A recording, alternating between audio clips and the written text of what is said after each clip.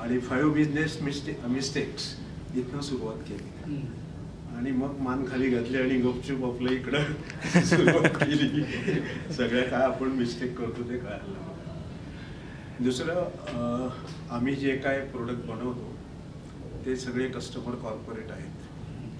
त्यामुळे ह्या प्रोसेसमध्ये कस्टमर पण काही बरंच शिकवत असतो आणि ते कस्टमर जे काय म्हणत असतात त्यांच्याशी जरा इंटरॅक्शन्स पण होतं आणि मग जगदीश सर म्हणत होते ते पण पटायला लागलं आणि मग हळूहळू आम्ही आमच्या संबंध ऑफिसमधनं जी काय मॅनेजमेंट आहेत त्या मॅनेजमेंटच्या लोकांना पण ट्रेनिंगला वगैरे बरंच आणलं तरी सगळं आणि बरेच कोर्सेस त्यांचे हे करून झाले. पहिली 10-15 वर्ष रॅम्बो म्हणूनच काम करावं लागलं. कधी कधी अजूनही रॅम्बो व्हावं लागतं.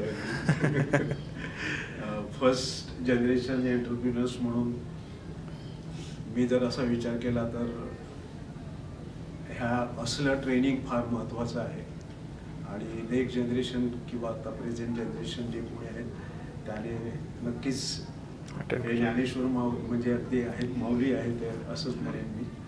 आणि एंटरप्रिनर म्हणून जर का आपल्याला सक्सेसफुल व्हायचं असेल तर इम्पिटसशी नक्कीच अगदी संपर्कात राहावं आणि त्यांच्याकडनं.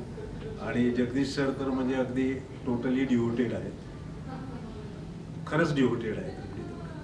परवासुद्धा आता हे घेण्यासाठी ते ऑफिसवर स्वतः आलेत. त्यांना म्हणजे माहीत नव्हतं, मधल्या 2 वर्ष मला जरा बरंही नव्हतं त्यामुळे ते सारखे मुलींना वगैरे विचारायचे. दुसरं, या ट्रेनिंगमुळे माझं नेक्स्ट जनरेशन्स म्हणजे माझ्या दोन्ही मुली माझ्याबरोबर आहेत आणि मी ते माझं भाग्य समजतो आणि त्याची शिकवण करण्याची त्याचं क्रेडिट नक्कीच अगदी जगदीश सरांना जातं. धन्यवाद.